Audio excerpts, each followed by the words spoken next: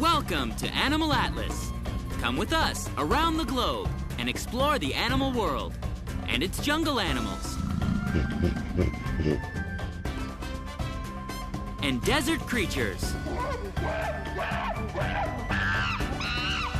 We'll meet wildlife on the savannah and see our underwater friends. And animals from the Arctic Circle. Anywhere, everywhere animals live. It's always an adventure.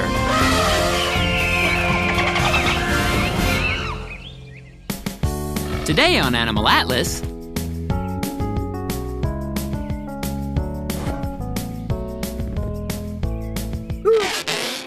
we're going to view the animal kingdom in black and white.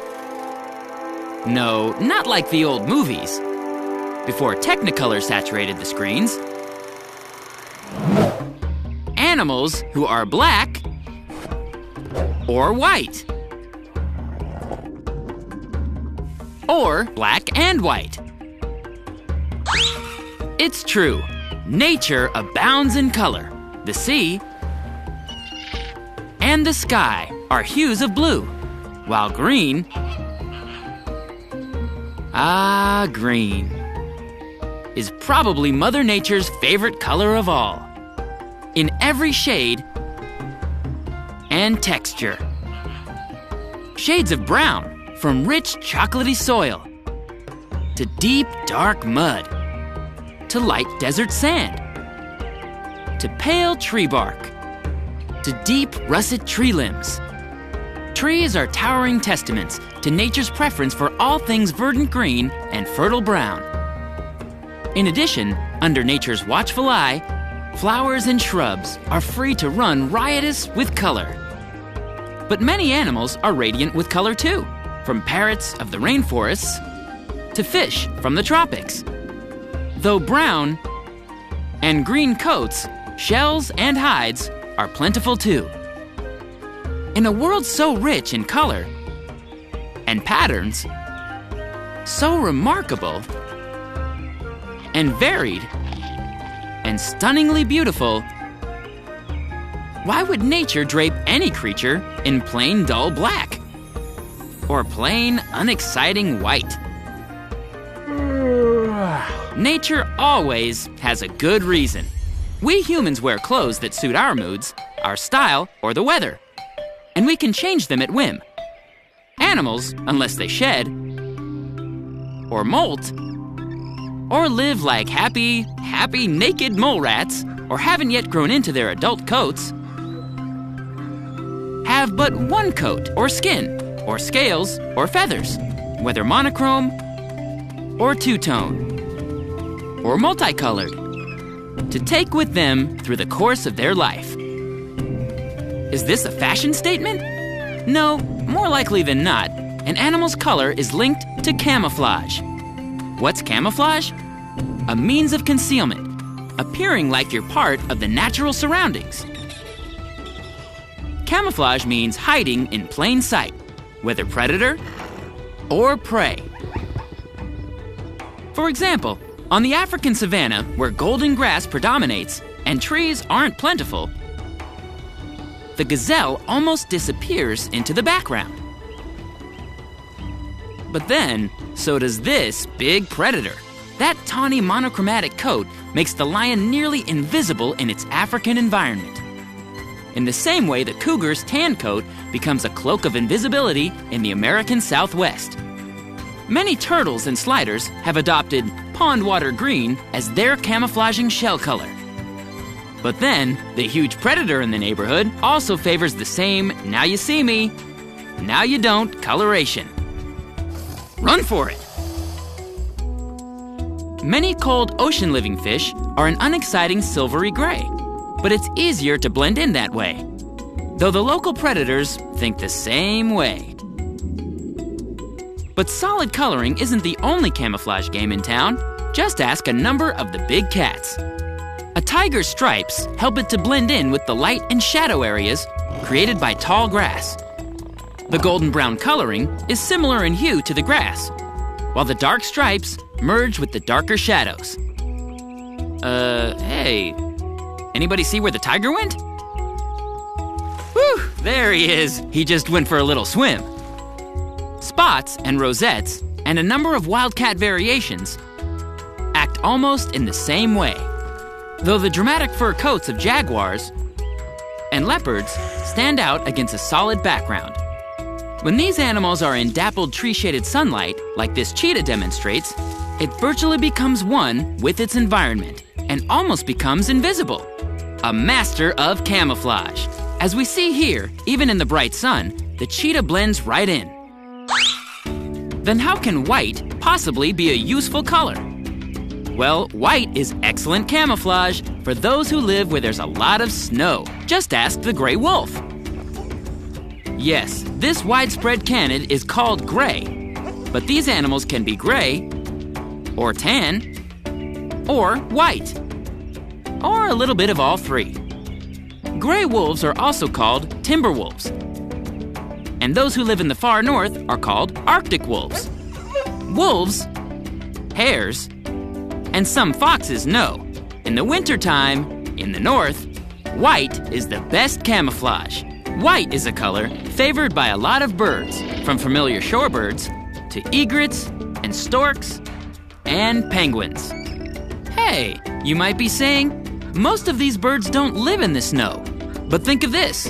When these white or white-chested birds are in flight, from our perspective, on the ground, their white coloring makes them virtually disappear against the bright sky.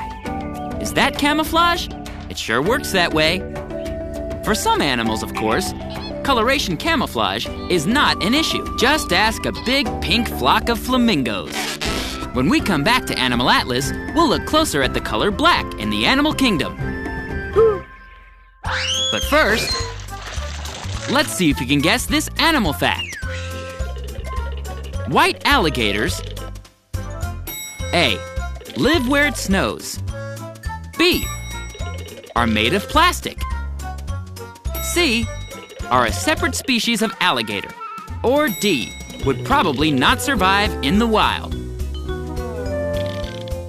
The answer coming up when we return to Animal Atlas. We're back. Did you guess the right answer to our question? White alligators. The answer is D, would probably not survive in the wild. Though this fellow looks like he might be made of plastic, he's a real living gator. Look, see his nostril move? Unfortunately, however, much as we may delight at their strange appearance, white alligators don't have much chance surviving in the wild. Not only does an alligator's coloring provide camouflage from predator and prey alike, but the pigmentation in its skin protects it from the sun's harsh rays. What would kill a white alligator? A bad sunburn. This white alligator is an American alligator, but with a rare genetic mutation called leucism. It's genetics, too, that is responsible for the white tiger. But this animal, with his nice fur coat, doesn't need to worry about sunburn. White tigers aren't a true species of tiger, but like the white American alligator, they're a genetic mutation. It's a recessive gene, present in both parents, that gave this tiger its distinctive white fur appearance. In fact, it's believed that all white tigers, this one, and this young one, and all other white tigers in captivity are descendants of a single white tiger named Maharaja, who was captured in India in 1951. Snow leopards, on the other hand, are not a genetic mutation, but a kind of leopard that lives in a cold climate at very high elevations. Why isn't the snow leopard as white as the white tiger? Because this cold climate big cat lives in a snowy and rocky environment. Gray and white with black spots is the ideal camouflage. The color black has its genetic mutations too. This elegant black panther named Inca is actually a jaguar. Yes, the same animal as this.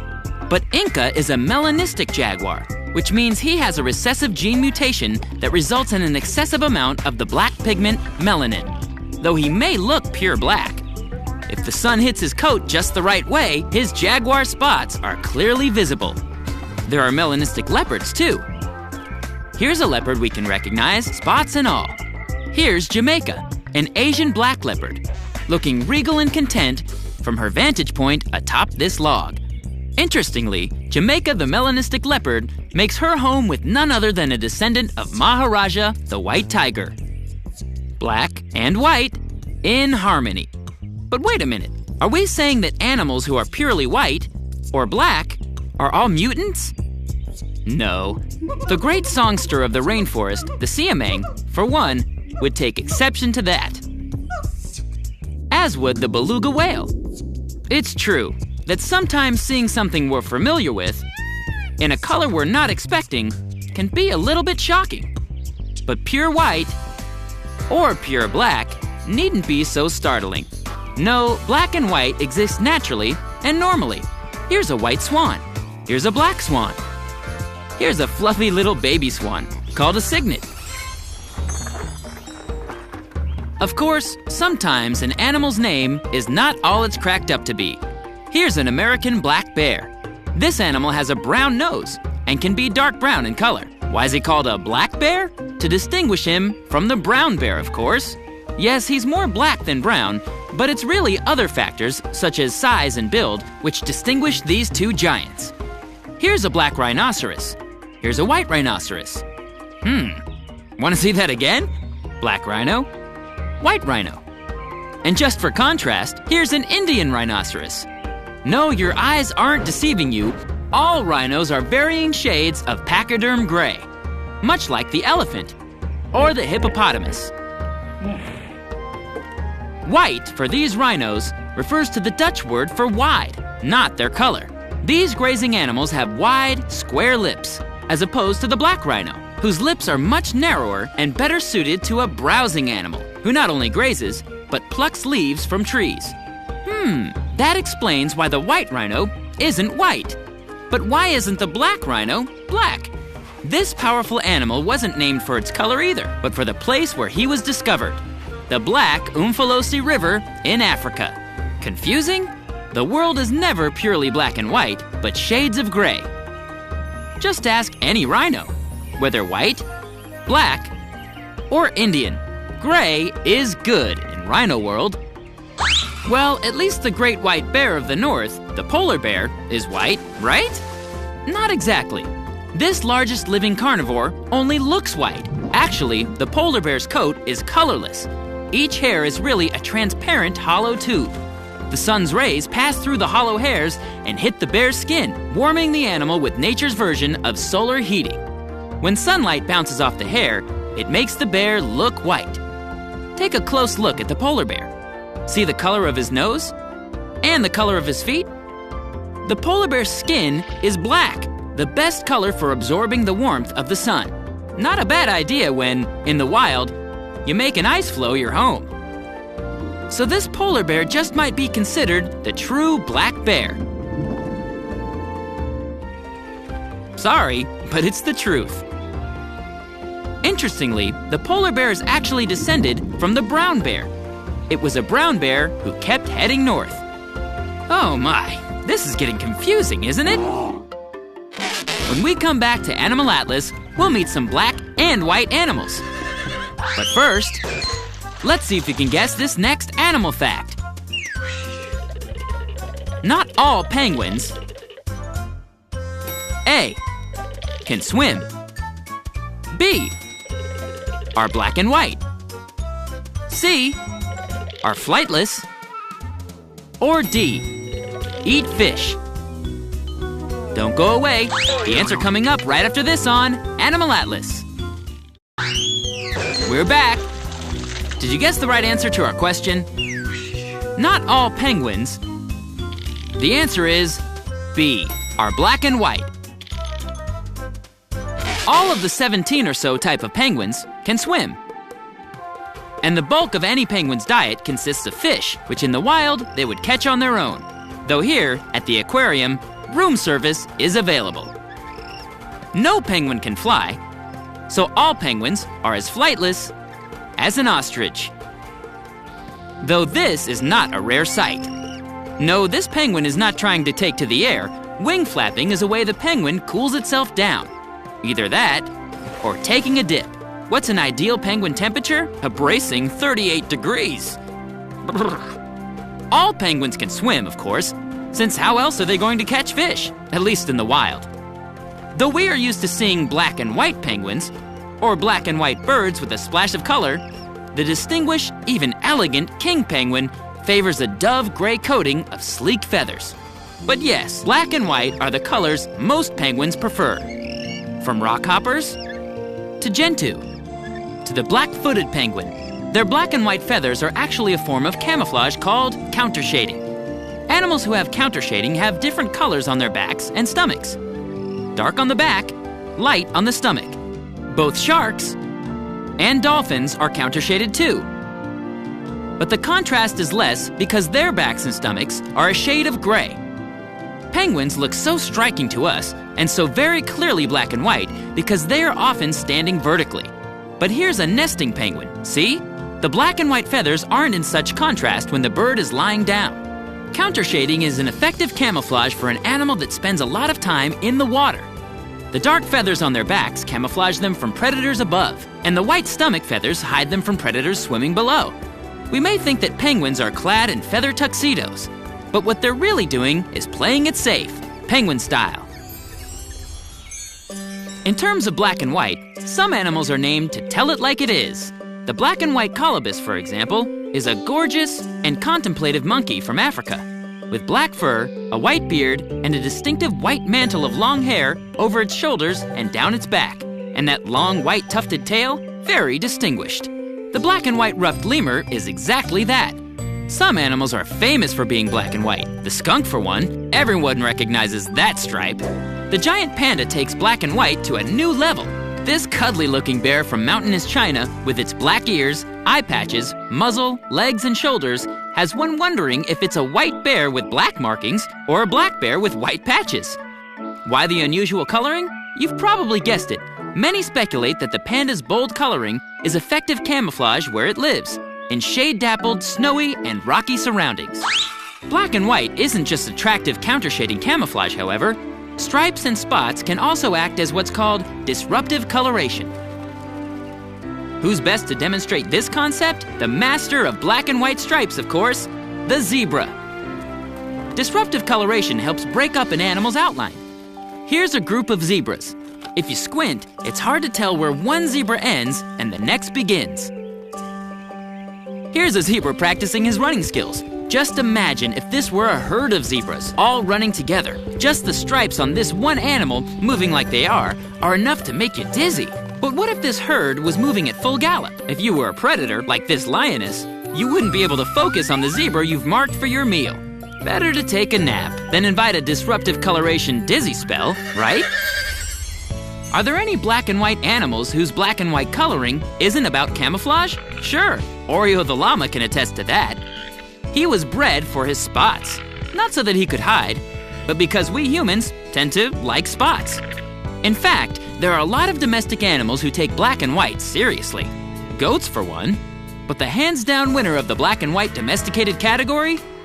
The dairy cow, by a nose. The Holstein Friesian is a cattle breed used in dairy farming. In fact, this lovely black and white animal is the most common breed of dairy cattle in the world. In the United States, Holstein Friesians account for 90% of the 10 million dairy cows heading to their milking stations on a twice-daily basis. What's this amazing cow's most distinctive characteristics? Her high volume of milk production and her distinctive black and white markings. The Holstein Friesian's black-on-white patterning is often affectionately called cow spots. What's amazing about these markings is that no two cows have the same markings. Just like human fingerprints, or snowflakes, or zebra stripes. Every single cow has her own unique coat. Some seem more white, some seem more black. Those forehead markings range from stars, to stripes, to triangular patches. Some cows have markings that look like something. If only you could figure out what it is. Decorative, practical, and distinguished. These dairy cows know how to wear their black and white. So some animals are black, some are white, some aren't either one. But some animals are both black and white, and proud of it. And when all is said and done, the best litters include both black and white. Just ask anybody. For more fun animal facts and news, visit our website at www.animalatlas.tv. See you there! Don't go away. Animal Atlas will be right back. Until next time on Animal Atlas. Hey, Bob. Hey, Phil. People out there? Yep, people.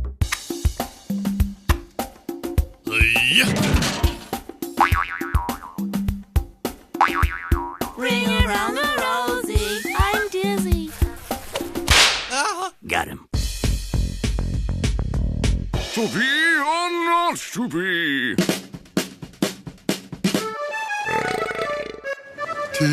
Bubbles.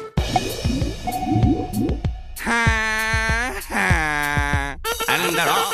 As they round the first turn, the zebra's in the lead because no one else is racing. Darling, alone at last. Tag, you're it.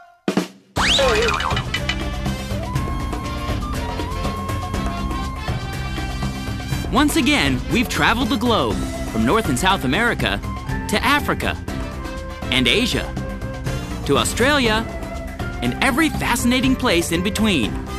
We've met all kinds of incredible animals and learned some important facts about their ability to survive and flourish on our planet. And with our help, we'll make sure they're around for a long time to come. Join us next week for another amazing adventure on Animal Atlas.